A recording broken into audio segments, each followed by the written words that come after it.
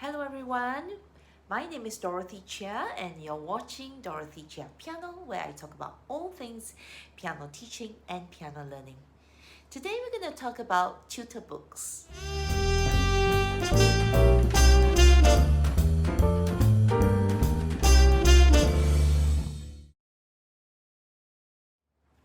So what are tutor books? Let me show you some. Alright, in Singapore, I think some of the more popular ones is the Premier Piano Course, and this is by Alfred. It's published by Alfred's. Another popular tutor book is the one Piano Adventures. Piano Adventures is I think it's the hottest selling tutor book currently, and it's by Nancy and Randall Faber. So they have been around quite a while. Another one that's very popular among teachers here in Singapore is the Poco Piano series. And recently, I had a transfer student that came to me, and the mom brought along these two books. And apparently, this child is learning from a mixture of these two lesson books. Now, there are pros and cons to this, and let me elaborate further. Now, in my book, Piano Pedagogy, the questions, and this is in preparation for the Viva Voce segment of the teaching exam. If you're taking the teaching diploma exam in various examination board, and in my book, I had a very interesting question, and I thought let's delve into this question a little bit further. Now think about it. Do you use one tutor book or a variety of tutor books with your students, and what is your reason for doing so? I will provide a link below if you wish to purchase this book. Now let's look at that question a bit more in detail. Now, I would never mix Poco series with the Alfred series. All right, let me explain why. When we use a tutor book, we have to understand the methodology, the approach that the authors have used, and we also look at the sequencing. And the reason for using a tutor book is that it gives the child a curriculum to approach the learning of music note reading, understanding rhythm, understanding time signature, key signature, and basically at the end of the book, they would have had some knowledge of how to play the piano. All right, now different tutor books have different approaches, and I'm going to delve more into this in my upcoming course, and again, I'll provide the link below.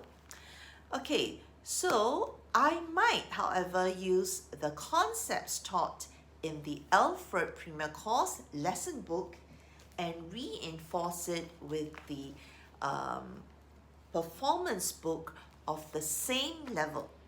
All right, so notice this is lesson book, and then the concepts are reinforced by the pieces found in the performance book. Now, these two are written by the same collection of author, so they would have organized the concepts and correlated them in the two books. Likewise, if you are using the Faber books, okay, I would link up the concepts taught in the lesson book and then reinforce it with performance book from the same series. And of course, if you think that the student need reinforcement in technique and theory, then I would even get the whole set from the same series. Now, there's a logic why. Because the authors have already intentionally compiled that curriculum, and they have cross-referenced for easy reference to the teachers that this page in Unit 1 is tied to the performance book, this page. So they have already done the groundwork for you. So it makes it very easy when you choose pieces and you know that the same concept is reinforced. Now, from the student's perspective, they always see it as a new piece. Okay, so when you teach something that's from the lesson book, okay, and the way to check if they understood that concept, you present the correlated piece in the performance book. So the student will then be tested on their understanding and application of the concepts they have picked up in the lesson book.